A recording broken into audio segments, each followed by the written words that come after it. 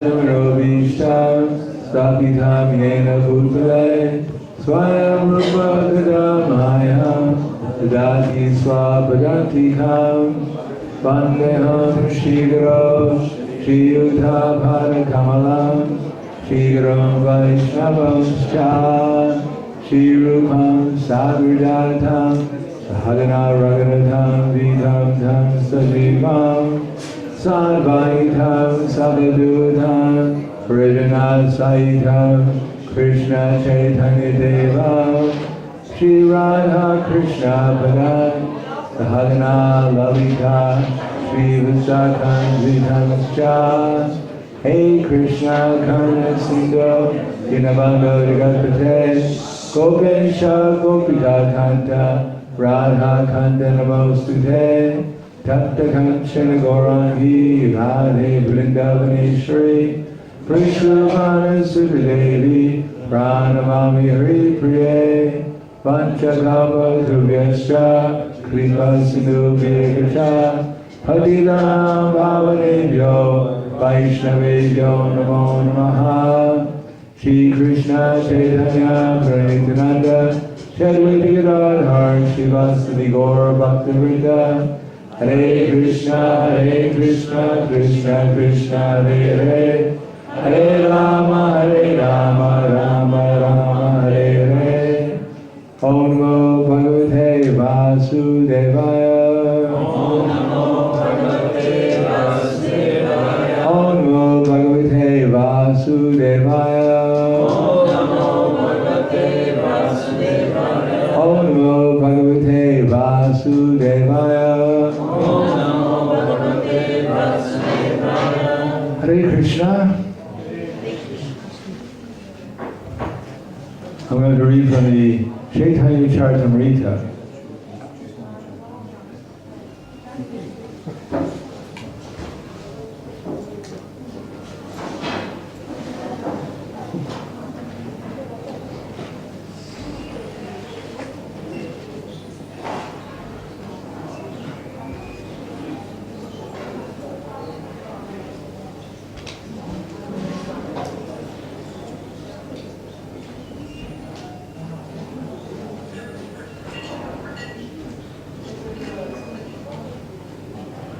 This is Adi Lila, chapter 12, about Advaita Acharya, and this is text number 8. Pratame Taika Mata Acharya Gana Acharyera Gana Pache Dui Mata Haila Kaivera Karana. All the followers of Advaita Acharya shared a single opinion. But later they followed two different opinions as ordained by Providence. So everyone repeat please.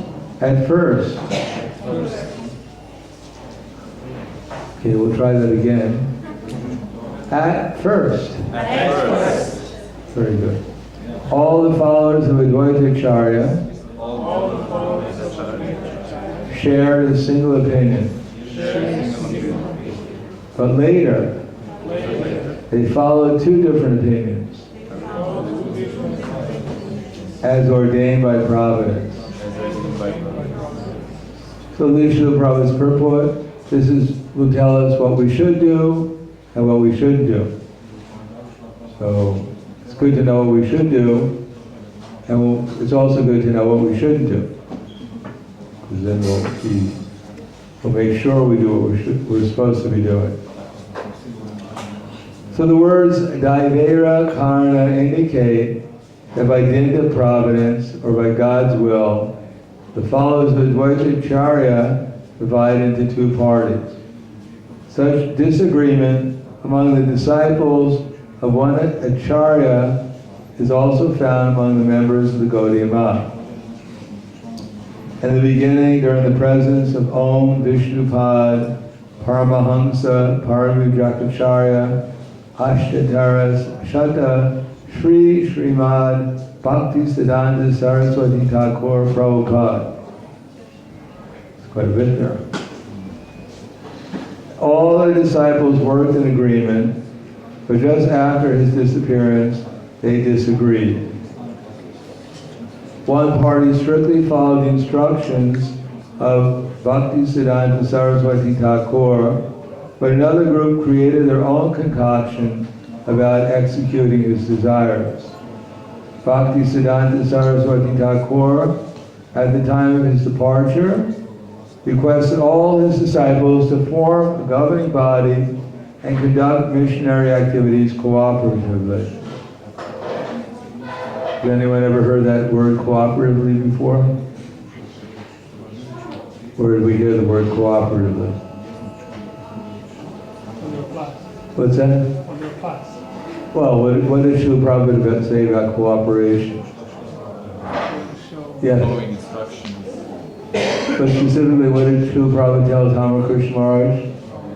Yes. You will show how much you appreciate me by collaboration with each other. Yeah, something like that. Your love for me will be shown by how you keep this moving together after my disappearance.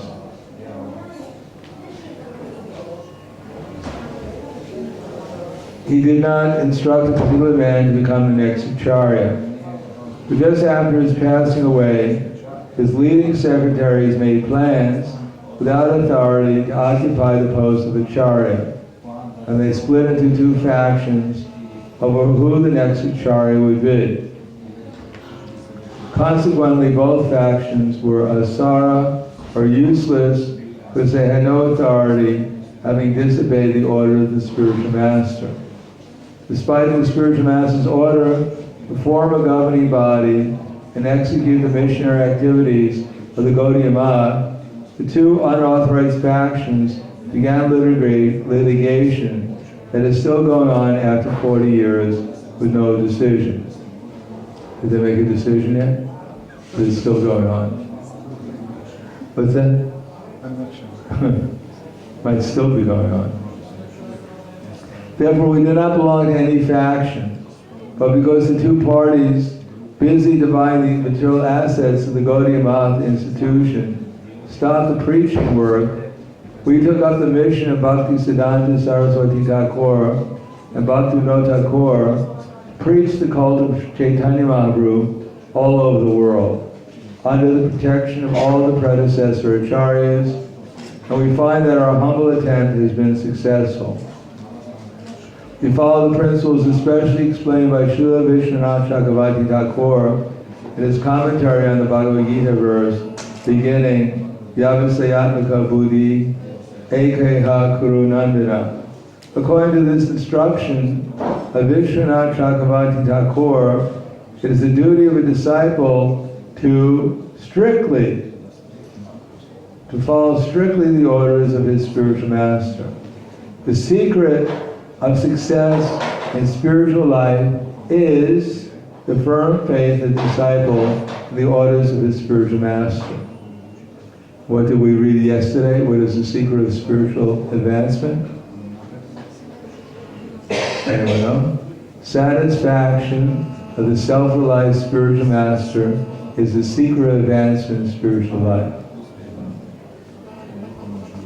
And here Prabhupada says, the secret of success and advancement in spiritual life is the firm faith of the disciple and the orders of the spiritual master. The Vedas confirm it. Yasya deve para bhaktir, tata deve tata guru, tasyayate kahita, yadartha prakashante mahatmanaha. One who has staunch faith in the words of the spiritual master and the words of the Supreme Personality of Godhead, the secret of success in Vedic knowledge is revealed. The Krishna consciousness movement is being propagated according to this principle, and therefore our preaching work is going on successfully in spite of the many impediments offered by the antagonistic demons. Because we're getting positive help from our previous acharyas. One must judge every action by its result. The members of the self-appointed acharya's party who occupy the property of the Gaudiya Math are satisfied, but they could make no progress in preaching. Therefore, by the result of their actions, we should know that they are asara, or useless. Whereas the success of the ISKCON party, the International Society for Krishna Consciousness, which strictly follows Guru Goranga, is increasing daily all over the world. Srila Bhaktisiddhanta Saraswati Thakur wanted to print as many books as possible and distribute them all over the world. We have tried our best in this connection, and we are getting results beyond our expectations. So the verse again. Pratame Caitanya Caritamrta Acharya Pache tu Dui Mata Haila Taivera Karan. At first, all the followers of Advaita Acharya shared a single opinion, but later they followed two different opinions as ordained by Providence. Namo Vishnu Padaya Krishna Prasthaya Bhutale Srimate Bhaktivedanta Swami Namane Namaste Saraswati Deve Gauravani Pracharane Nirvishesha Shunyavadi Paschaityade Siddharne. This is one of Prabhupada's major points, as it says in the Bhagavad Gita, Yavasayatmaka Buddhi Ekeha Kurunandana Bahu Shaka Yanantascha Buddhyo Yavasayina. And those who are on this path, their resolute purpose and their aim is one. O beloved child of the Kurus, the intelligence of those who are irresolute is many-branched. In other words, our process is called Buddhi Yoga. And what is that Buddhi Yoga? Activities in Krishna consciousness are called Buddhi Yoga. With our intelligence, we can connect with Krishna. And without the intelligence to connect with Krishna, then our intelligence is misled. Just like I've given that example, that a man is walking down the street and he sees an attractive woman. And immediately his mind and senses say, go get her. And the intelligence says, wait a second. She has a dot on her forehead, she might be married. But the mind and senses say, oh, don't listen to this so-called intelligence. You know, it's old-fashioned, it was from some book that no one reads anymore. It was in some language no one understands. That actually the philosophy is, if you feel like it, then you do it. So the soul, depending upon how much intelligence, spiritual intelligence it has, if it has sufficient spiritual intelligence, then the soul thinks, wait a second. But if it doesn't have sufficient spiritual intelligence, then the soul tells the intelligence, my dear intelligence, stop giving me philosophy and do something practical. Think of a way to meet her. So the intelligence says, well, write her a letter. Tell her she's the most beautiful person you've seen, and a very small print put in the last 2 weeks. Tell her you're madly in love with her. You want to meet her in such and such time, in such and such place, and you'll give her the sun, you'll give her the moon, you'll give her all the stars if she's nice to you. But don't sign the letter, because there's a man next to her, and he's twice as big as you are. So that's one way of using the intelligence, to figure out a way. The intelligence can give us direction of what we have to do to gratify the senses. On the other hand, if one is actually in Krishna consciousness, as I said the other day, if we have some preliminary knowledge, for instance, what the laws of karma are, how the material nature is working, how material nature is affecting us, that as soon as we forget Krishna, as long as we're not ecstatically thinking about Krishna, then we'll be bored. We'll be looking for some other source of happiness. And naturally we'll look around and see if there's something that I can enjoy in the material world and what it's going to cost me. And therefore, as soon as we have that mentality, is there something to enjoy and what it's going to cost, and immediately Maya will enthuse us with lust.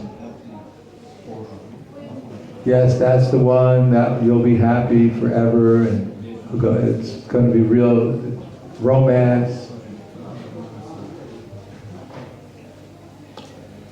And then if we enjoy, then we become even more lusty.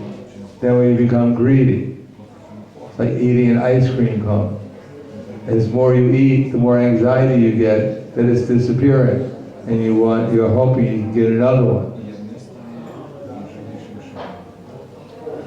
And so from greed, eventually, the ice cream runs out, or the love affair, what turned out to be courting, in English is courting, winds up in court.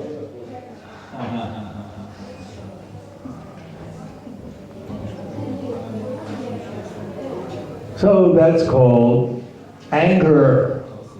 You did this, no, you did that, you were... And then what happens from anger? A whole drama unfolds. And what is that drama? Well, each one of us are living in that drama.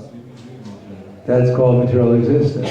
We're actually, whatever drama we're going through is all on the basis of our past activities of lust, anger, and greed, and they produce something called material consciousness, which is the drama that we're presently going through. Where somehow or another my body is some kind of hero or heroine in some great drama that's going on called my pastimes in the material world. Unfortunately, the fools, they deride my descending in this human-like form.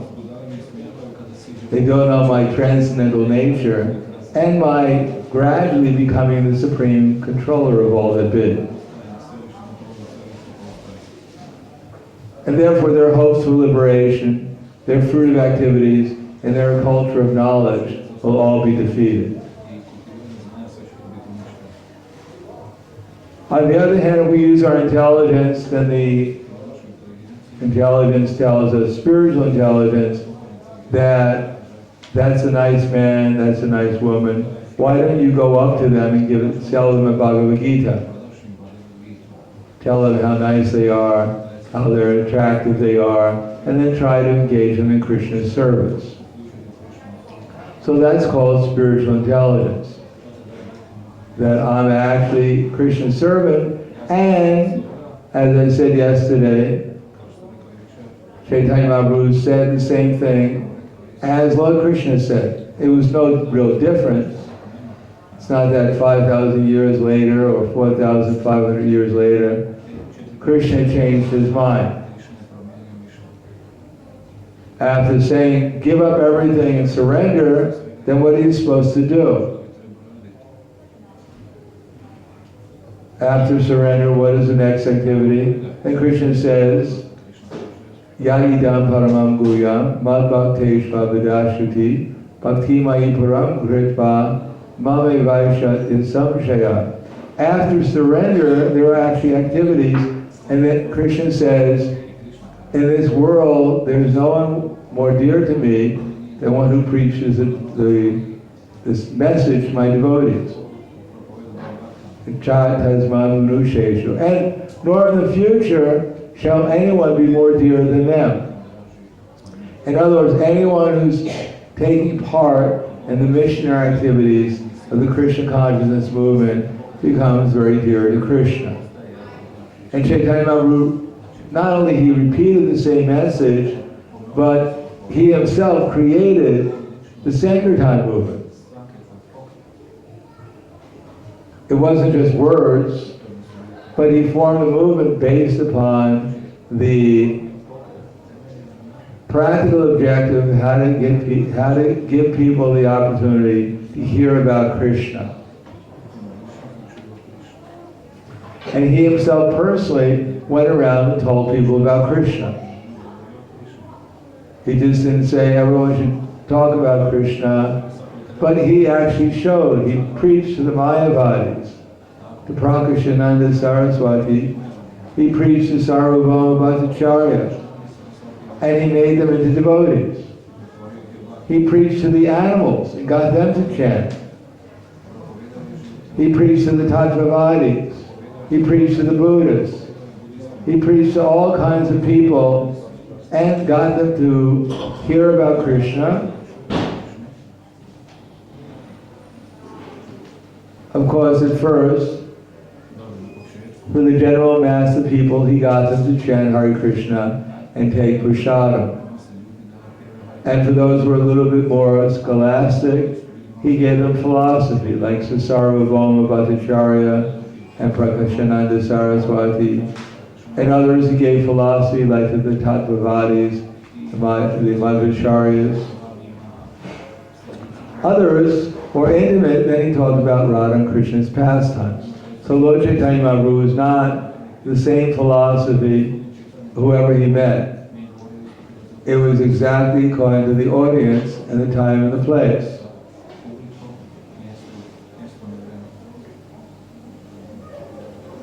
But ultimately, his process is Jnane Priyasam Buddhapastanamanteva Jivanti Sanmukaritam Bhavadiya Vartam Stane Sita Shutigatam Dhanavam Manovir Ye Priyasa Jita Jito Yaisasi Taistrilokyam. The first process is simply the same thing as Namanta. Just realize that we are in a delusion, a delusional state. Anyone who thinks they're doing all right, then no one in our disciple succession is very encouraging about their future. Anyone who thinks that they're doing fine, they just need more of what they already have, that everything will be all right. Whether it be Lord Brahma or Queen Kunti, who said actually the biggest impediment in our spiritual advancement is not what we don't have, it's what we think we have, because when we want to get more of it. We want more wealth, we want more beauty, we want more influence, we want more and more and more. Then it's very difficult to hear submissively, because we'll only hear from people who have what we think we want to get. If we want love of God, then we hear from people we think they have more love of God than we have. So Namanta Eva, put aside, as Prahladananda Saraswati Prabhupada said, Trinad, actually it starts with Trinad Keka, that I'm taking a straw between my teeth and flattering you 1,000 times, falling at your feet, oh great Mahatma. And then the Mahatma says, so-called Mahatma, yes, I can see you're an intelligent person. You have some proper understanding of reality. You're surrendering to the right supreme. So, now that you become my devotee, how can I give you benedictions? What kind of blessings do you want? My dear sir, please take this book and give a donation, read the book, and all your crazy ideas will go out the window.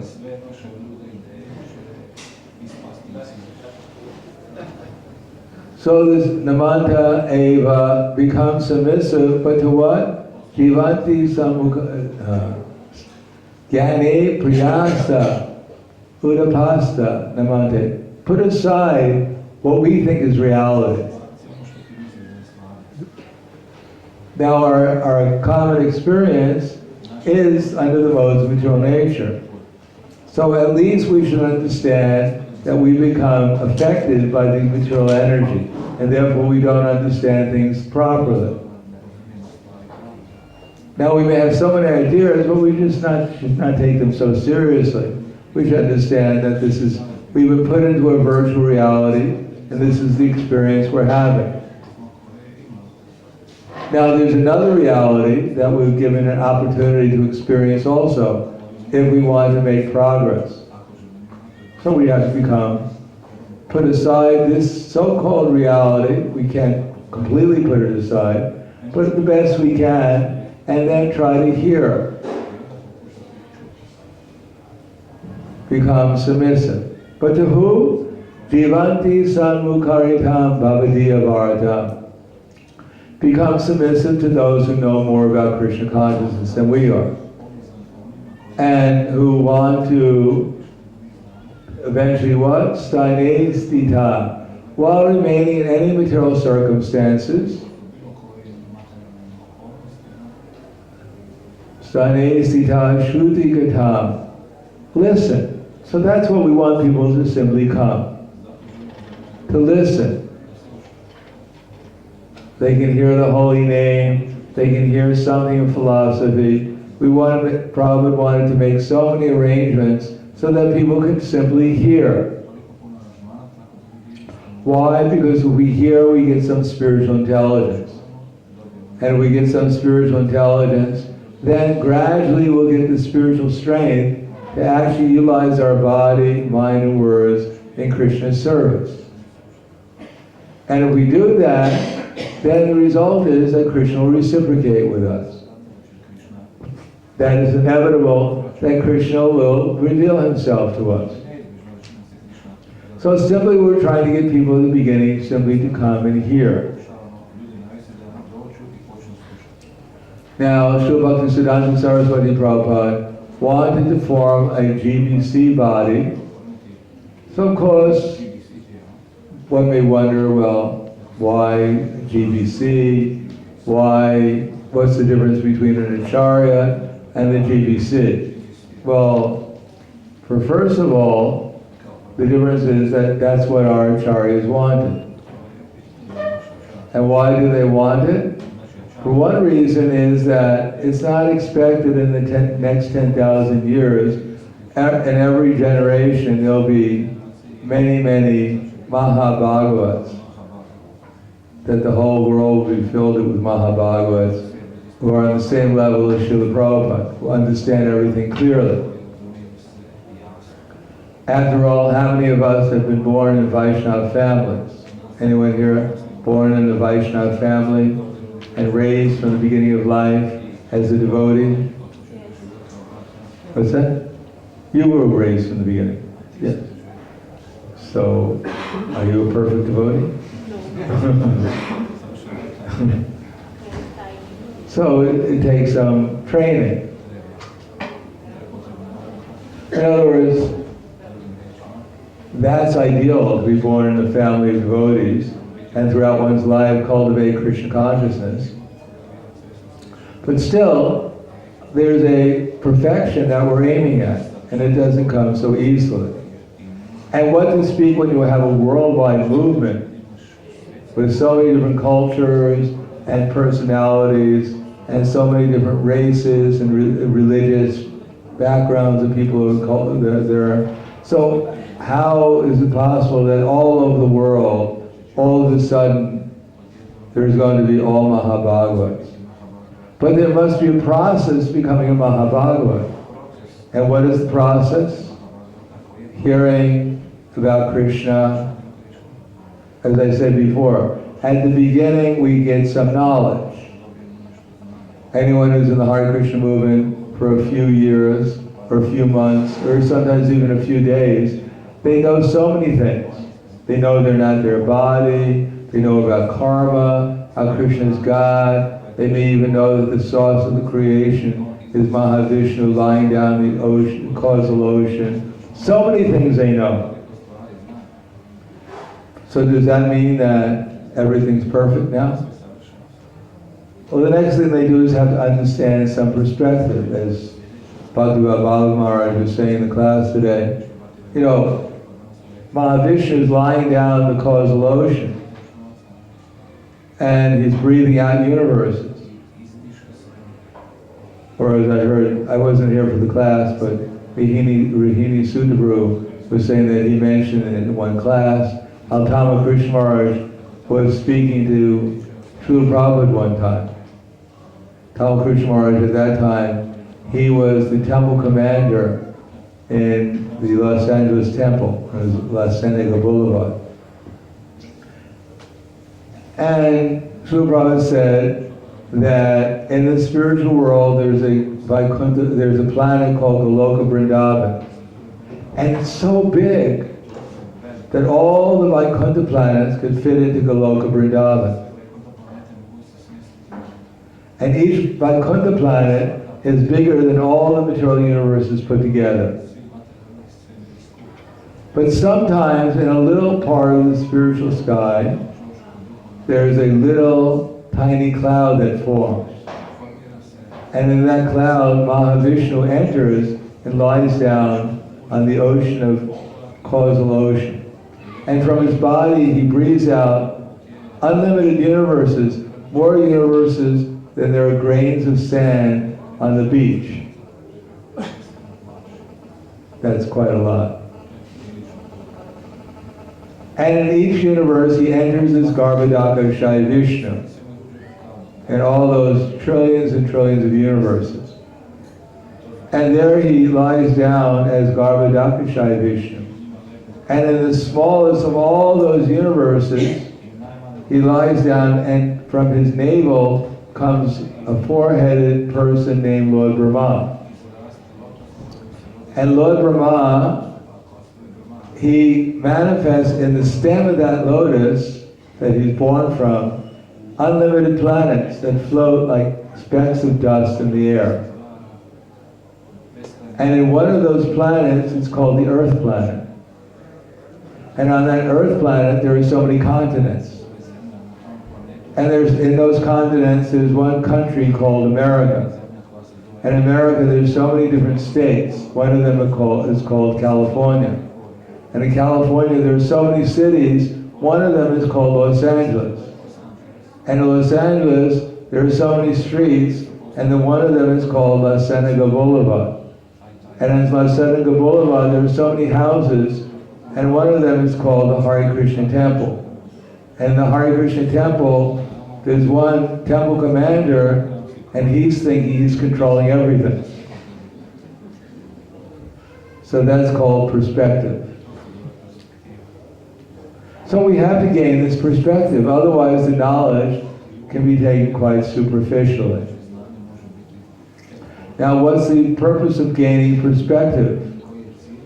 Seeing things from Krishna's point of view.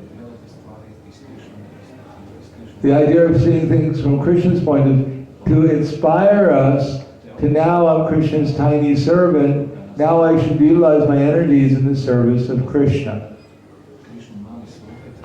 And when we do that, then Krishna reciprocates with us, and we get transcendental experience. Krishna enlightens us. He shows us how he's the super soul in everyone's heart. He shows us how when we're serving him, that gradually he'll reciprocate and give us some transcendental happiness, some transcendental intelligence. And then we develop conviction. Yes, this is actually what I need to go forward in life, and this is what everyone else needs. And then when we have that conviction, then when we study our books, then we try to develop the skills to make further progress. And our skills of how to love Krishna more, how to serve Krishna more, especially the skills of interrelationships with the devotees. Cooperation is part of that skill. Now it's not an easy skill in Kali Yuga, the age of quarrel and hypocrisy. As Pragosh was saying, I don't know if you know Pragosh, he was talking about, I can't repeat exactly the same story, but something like this, that two people were on vacation, they met each other, and they asked, where are you from? And he said, I'm from Ireland. Oh, really? I'm also from Ireland. Really? Oh, I'm from Cork. No. How is that possible? I'm also from Cork. Yeah, and I live in Shannon. Oh, Shannon, how is that possible? I also live in the same place. Yeah, I'm right by the church. He said, yeah, right. I'm right near the church also. Which church do you belong to? I'm part of the new Roman Catholic New Version coming from Cork. He said, wow, I'm also part of that also. Okay, how is that? It's amazing that we met each other here. And which part of the revision of the church are you? Oh, I'm from the revisionist church. No, I'm also from the revisionist church, the revised church. Which year are you from? I'm from 1927. Which one are you from? I'm from 1940. And the guy from 1940 takes out a gun and shoots him. He says, hypocrite, what do they call that? Infidel. Infidel, yes, infidel. He shoots him, infidel. Wrong revisionist year. So that's Kali Yuga. That even if there's the slightest difference, then people will fight to the death.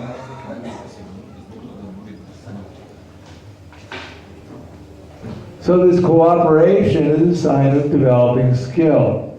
Skill in loving relationships. Skill, the fact that our objective is to please Krishna. And to please Krishna includes pleasing Krishna's devotees. It's like trying to please someone, say Krishna is on the altar and you're doing pujari work. So while you're fanning Krishna, you're also stepping on his foot. Krishna will not be very pleased. So those who are at his lotus feet, we also have to try to cooperate with them. That's a skill. That's a further development of conviction. That I am not simply Krishna's servant, but Gopi Bharata Pada Kamalayora, Dasa, Dasa, Anudasa. I'm the servant of the servant of the servants of Krishna. So that's the level that real Krishna consciousness can manifest itself.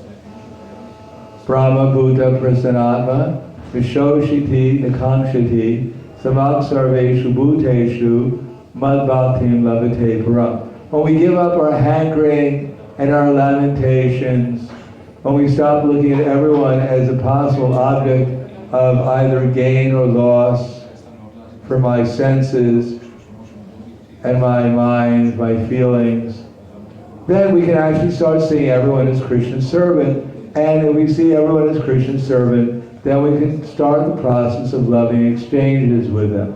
Then our objectives are different. We can offer with love prashadam, and we can accept prashadam with love. We can tell people about Krishna and listen to them as they explain to us about Krishna. We can tell our realizations about Krishna to others, and we can hear other people's realizations, see their example, and appreciate it out of love. So once we develop skill, and we actually develop loving relations with the devotees, then ecstatic love for Krishna will manifest itself.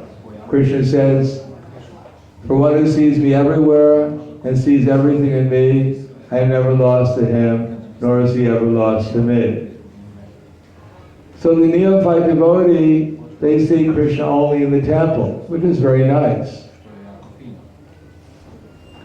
The intermediate devotee, which we're trying to come to the platform and we're given a chance to by the Hare Krishna movement, we don't need the movement to be neophyte devotees. We find in places like India, even people who don't necessarily take part in the Sankirtan movement, but in their homes they worship the deities. But to learn cooperation, to be challenged, to meet with different personalities and learn how to cooperate with them to please Krishna, that's quite a challenge. Therefore we love Krishna, but if we want to deepen our love for Krishna, then we have to learn how to cooperate with the devotees. We have to see the devotees as Ishvareta dineshu, Balisheshu, Dvitsatsu cha, Prema Maitri Kripopeka, Yat Karoti Samadhimaha. So for Ishvara there's Prema, but for the intermediate devotee, they see the Vaishnavas as representatives of Krishna. So they're able to transfer their Prema to the devotees, their love to the devotees. So that is the development of skill. And by loving the devotees, then they'll see Krishna in the hearts of the devotees. If we don't love the devotees, we don't have a relation with the devotees, why would we have a relationship unless we saw Krishna within their heart?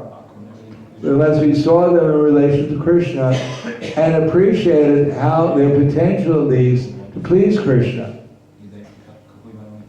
or how they're pleasing Krishna. And unless we love the devotees, unless we can see the devotees in relation to Krishna, why will we bother making more devotees? Are we going to make more devotees so we can have more people to fight with? There's already enough devotees to fight with. We don't need any more.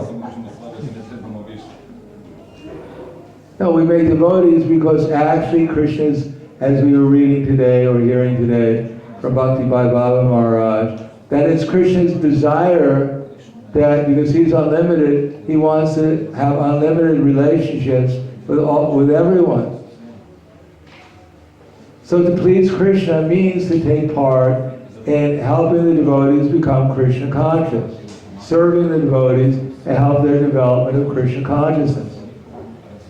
And then making others devotees also, who have the potential to become devotees. That everyone is a dormant devotee. And that's Caitanya Mahaprabhu's mission, is to help all of us, whether we're practicing to one level or another, to come to the platform of Krishna Prema, to develop real spiritual character. When we talk about character, we mean a Prema Bhakta, or to develop Titikshava Karunika Surida Sarudevina Dehina Ajata Shatava Shanta Surida, what's the last word? Sadhu Sadhubhushna. That's character, the Sadhu Sadhubhushna. We all have to develop that character. If we want to meet Krishna face to face, we have to develop from simply ordinary knowledge, which is also very important, the foundation, to get a firm foundation. And that will inspire us to see it from the right perspective. And as we see things from the right perspective, then we'll become convinced. At one time, I was on Radha Damodar, I had my own party, so I spent all the morning dropping everyone off at their spots. And then I went to my spot, and I started to distribute books. And somehow or another, my mind was quite agitated. I just didn't want to be there. So I figured, all right, I'll sit down and read. So I tried to read one of Prabhupada's books, and I couldn't read it. My mind was too agitated. So then I read the same paragraph again, and again, and again, and again, until finally I heard it, and it said, everyone is Krishna's eternal servant, and we should try to bring them back to the spiritual world. So I said, wow, that's what I'm here for. That's pretty simple. So then I went out and said, here, take this book. And people started to buy the book. Because I got conviction, when I realized what I was supposed to be doing there, and I got the conviction and the enthusiasm to do it, and then people started to buy the books. And when I was doing that, then I started realizing, there's like one time, my personal story, I was in Dallas, Texas, and I went from being the temple president to being the head cook. Actually, I went from the temple president to the treasurer to the head cook. And my assistant was Does anyone know who my assistant was when I became the head cook? Bir Krishna Maharaj. Before he became a Maharaj or initiated. So in any case, I was the temple president, and I did disagree. Well, anyhow, so I became the Sankirtan leader first. But all my members of the Sankirtan party, they all left. And I was the only one left. And because I was also the treasurer, as well as the Sankirtan leader, therefore I knew we had to support the temple. So I had to go out by myself to Dallas, Texas, downtown Dallas. And Dallas, Texas is not, at that time, was not the most liberal place in the world. My first experience in distributing books in Dallas, Texas, is I went out with some devotees the first time. Immediately the police came and arrested us all and put us in jail. And they charged us with impersonating women because we were dressed in dhotis. And come Monday, because they particularly arrested us and put us in jail because it was the weekend, and we had to wait till Monday. So then the lady came to testify, but it was night, so she couldn't recognize us, so they let us off. In any case, Dallas was not my favorite place at that time to distribute books, especially myself. But I went out there anyhow. Somehow or another, I dragged myself out there.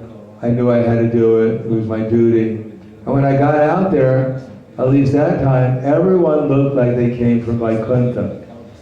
I mean, I was like shocked. I said, where am I? And every single person practically I handed the back to Godhead had a big smile on their face, immediately gave me a donation. So within a very short period of time, I distributed all my back, which was considerable amount of back to Godheads. And I was just like amazed.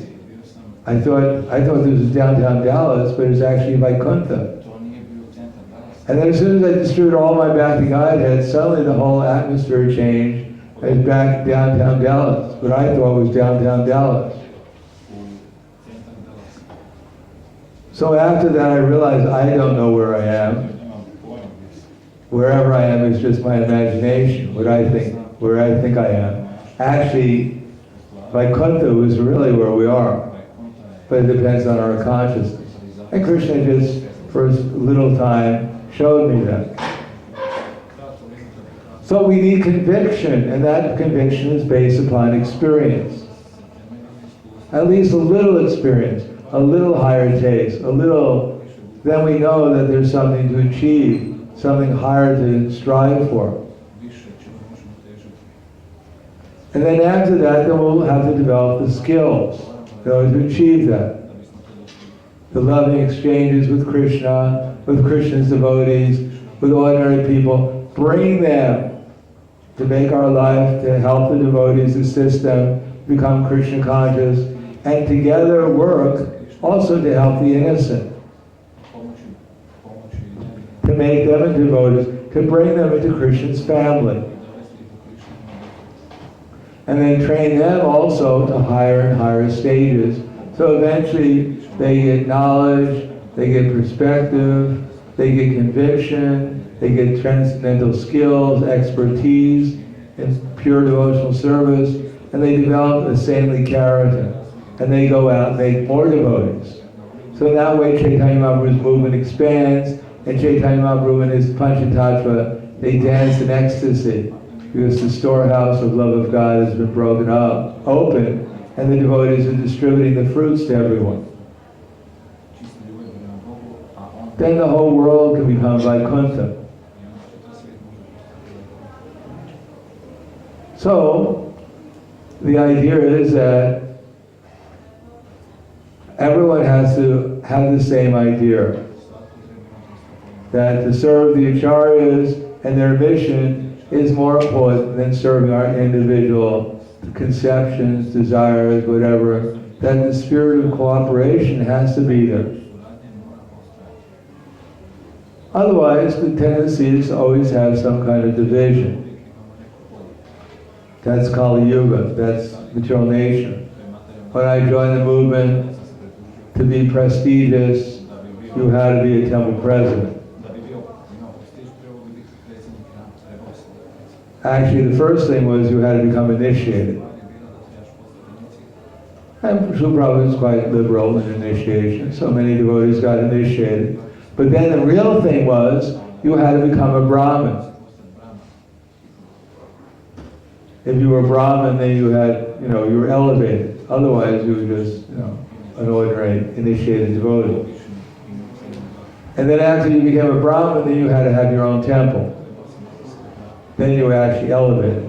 And then if you have a temple with a big car, then you were, you're practically halfway to Vaikuntha.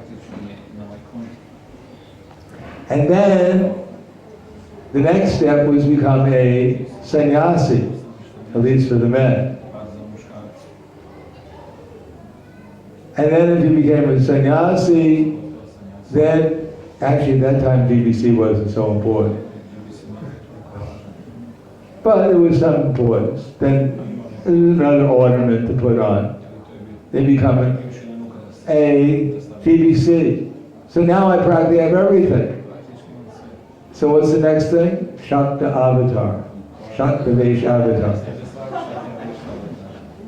Only time separates me. And what was the result of everyone striving to compete with each other in that way? Generally, there were some disagreements, believe it or not. Devotees, even in the early times, they used to disagree with each other. And some of those disagreements were quite interesting disagreements. I remember that when I came to, at that time, Vishnu Jan Maharaj, he had just become a Maharaj. Vishnu Jan, before that, was like the hero of the movement. He was going out every day and doing Harinam, and everyone loved his kirtans. And at least at that time, he was my hero also. So then, I had the opportunity to meet him in New Vrindavan in 1969. Maybe it was 1970. And at that time, there was some difficulty going on in Los Angeles. I remember I got on the phone, I was in Buffalo at that time. In Buffalo, we had a telephone, but no one ever used a telephone because we didn't have the money to pay for the telephone. So very rarely did anyone ever speak on the telephone. But at this time, the telephone rang, and believe it or not, I actually answered it, which is quite unusual for devotees to answer telephones at that time. So I answered the telephone, and the devotee was Aravinda, who I knew, and he said, Srila Prabhupada wants to talk to Rupanuga. Can you get Rupanuga? So I got Rupanuga. I mean, Prabhupada, I don't know how many times he talked on the telephone. It was quite unusual. So then he talked on the telephone, and Rupanuga seemed quite shocked. And then he told me that he's going out to Los Angeles, and I'm now the temple president of Buffalo. Which was quite interesting, but that's a whole other story. So he left to go there, and at that time Prabhupada gave, I think, four devotees sannyas, and he formed the GBC body. So then, they went to New Vrindavan. We all met in New Vrindavan. New Vrindavan is actually quite far from LA. There were sannyasis, but we all, around, at that time, maybe 100 devotees were in the movement, and practically the whole devotee community came to LA because the sannyasis were going there. And so we went there for Janmashtami, and I met Vishnu Jan Maharaj for the first time, and I asked him some questions. And he gave me the answers. I was completely bewildered after he gave me the answers. I was completely confused. But why is he saying such ridiculous things? Because I had some basis of the philosophy. And then we had the first class I gave, and Brahmananda, one of the sannyasis, stood up and said that actually Prabhupada had left for Japan because we didn't understand that he was the Supreme Personality of Godhead, and we offended him. So I thought this is ridiculous. I wasn't in the mood to stand up, because at that time the sannyasis were, you didn't challenge sannyasis. There were only 5 of them in the movement at that time. In any case, some devotees did challenge them. They called it Prabhupada and said, they're preaching that you're God. Prabhupada said, this is Mayavadi philosophy. And GBC at that time told them to leave. So they left. And then they went to Detroit. And from Detroit, they came down they hitchhiked and walked down to Miami, where I met them again. And of course, eventually everything became rectified. I met Vishnu Jan Maharaj there, and I met Brahmananda. Prabhupada had asked me to open a temple, so they decided I'm going to open a temple in Florida. So I went there to join them and open a temple there. In any case, there was disagreement. Of course, when I met there, Brahmananda Maharaj at that time, the others were quite repentant, as they had made a mistake, and maybe they were misunderstood. But even in those days, there were such disagreements that Prabhupada even had to have 4 sannyasis leave the movement temporarily. So that's the nature of the age of Kali Yuga. But Prabhupada, from the very beginning, that's what he really worked on, is to get the devotees to cooperate, to serve the mission of Caitanya Mahaprabhu, to go out, distribute books together, do Harinam together, distribute prasadam together, talk to people together, perform the same mission, and in that way learn how to cooperate with each other. Get the mercy of Caitanya Mahaprabhu, so that eventually we can actually see that everyone is a very dear servant of Krishna, especially those devotees. The more they're engaged in Krishna service, fulfilling his desire, the more it becomes obvious that they're actually very dear to Krishna. That way our movement can actually become successful. But if our movement doesn't bring people, if we're not learning to cooperate with each other to fulfill the mission of Caitanya Mahaprabhu, if we're not trying to give knowledge, transcendental knowledge to people in general, bring them so they can hear about Krishna, if we're not trying to give people a perspective on how to see things properly, educate them, train them, engage them in Krishna service, help them develop the skills and the qualities necessary to become a pure devotee, then our movement will remain very small, and we won't be properly utilizing the opportunity we have to fulfill the desires of our acharyas, of Srila Prabhupada and his assistants, and Lord Chaitanya Mahaprabhu, and actually have Krishna, allow Krishna to reveal the entire science of Krishna consciousness to us. Maybe we've gotten a little bit of Krishna consciousness, and it's very nice, but we should be anxious to give that little bit to others, and also to develop more and more transcendental happiness ourselves by fulfilling the mission of Caitanya Mahaprabhu and his acharyas. So I'll stop there. Thank you. Any questions? Yes.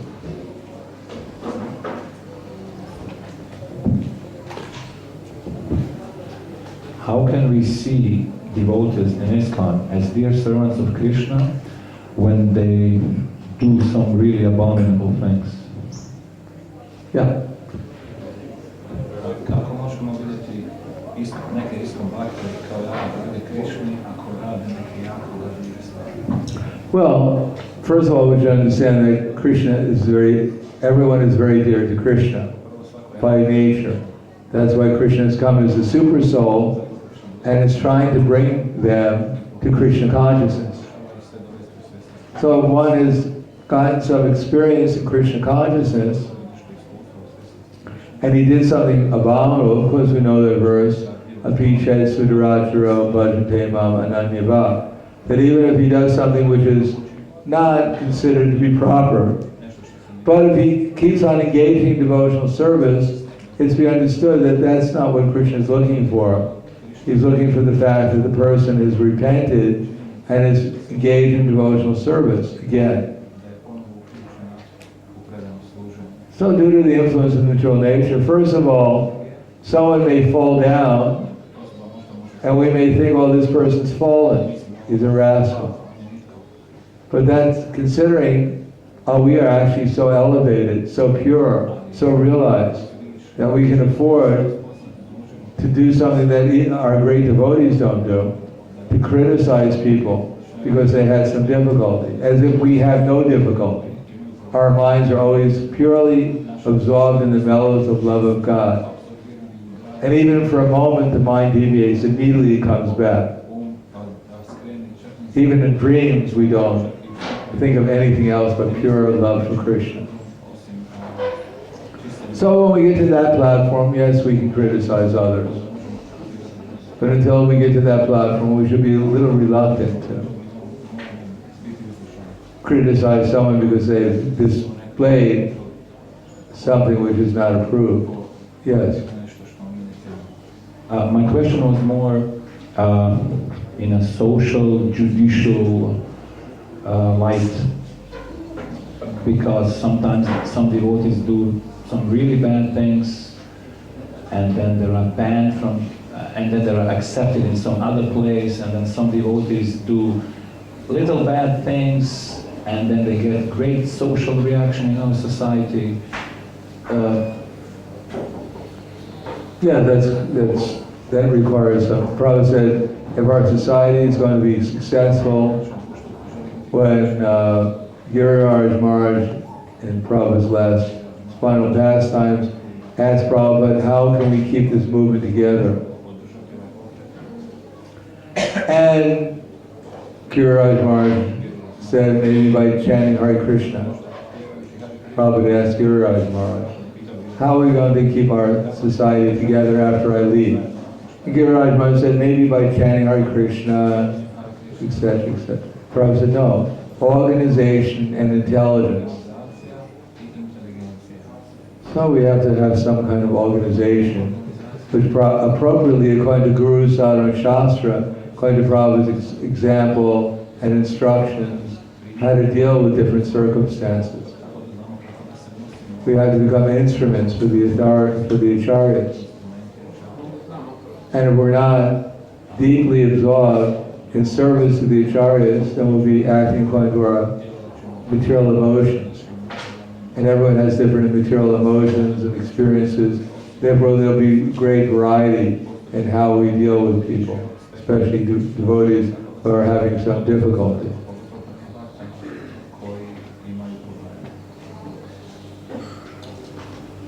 Anything else? Yes.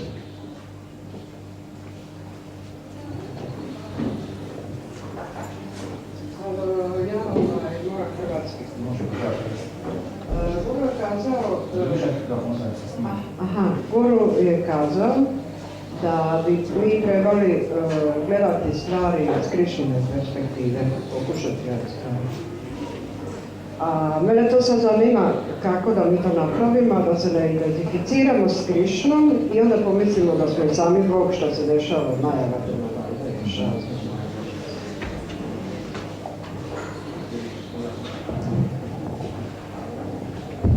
You said that we should try to see things from Krishna's perspective, but how not to identify with Krishna if we start to look from that perspective, because there's the trap that Mayavadis have. Well, if you can see everything that Krishna sees, then you must be the super soul.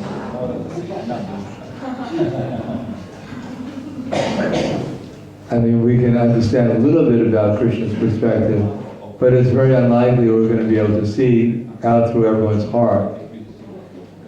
become the super soul in everyone's heart. So if you can do that, then all obeisances to you is the super soul. You must be all pervading. But we want to see something from Krishna's perspective, not the whole thing. That's not possible.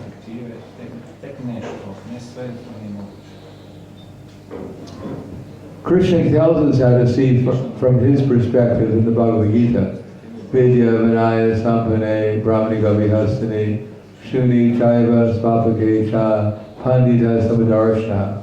The humble sages, by virtue of true knowledge, sees with an equal vision the learned and gentle Brahman, the cow, the dog, and the dog eater. So that's seen from Krishna's perspective, from the pure devotee's perspective, who sees from Krishna's perspective that everyone is Krishna's eternal servant, and I should help them become Krishna conscious. That's seeing things from Krishna's perspective. Yes.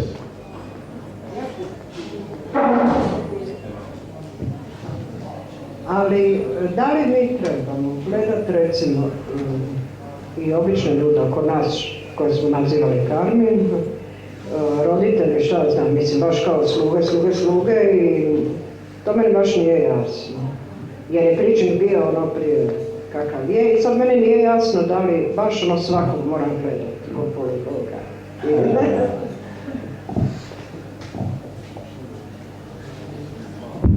What I don't understand is that should we try to see every single person, even the people whom we call karmis, as the eternal servant of Krishna and as a servant and servant of the servant of the servant of the servant of the Lord? I don't understand that. No, of course, how can you understand that? Because it's not our philosophy. Part of it is our philosophy. Everyone is Krishna's eternal servant. But that doesn't mean that everyone is equally serving Krishna the same way. Just like everyone may be a citizen of Serbia, but it's not that every Serbian citizen is serving the government in the same way. Some of them are in jail, some of them are at the university, some of them are in the hospital. So there are different Serbian citizens, they're all Serbian citizens, but not all of them have the same relationship with the government. Just like we understand the animals are also Krishna servants. So we offer obeisances to devotees, but we don't go into the zoo and go into the lion's cage and offer him obeisances. We understand he's also Krishna's servant, but we treat him in a different way. And if you don't believe me, try it. Go to the zoo, offer obeisances, my dear tiger, let me embrace you. You're Krishna's eternal servant. I'm sorry I offended you. I thought you were just a tiger, but I know that you're actually Krishna's servant.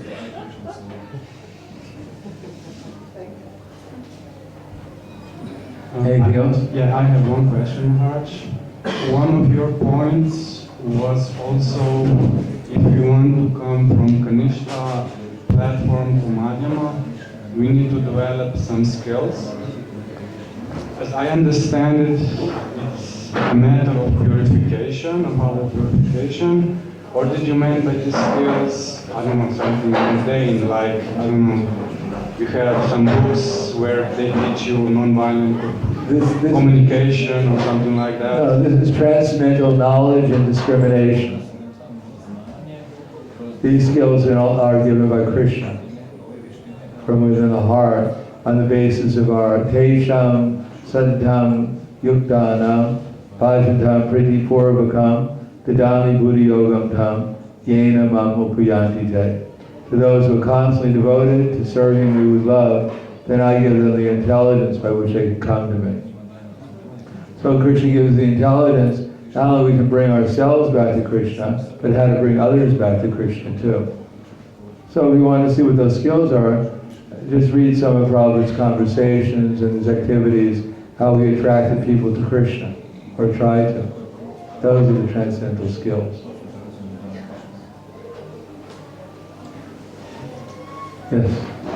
By the way, is there someone who's supposed to be giving a seminar right now? Right, Reed? What's that? He's now in Croatia. Okay. I don't know. More of a reason is my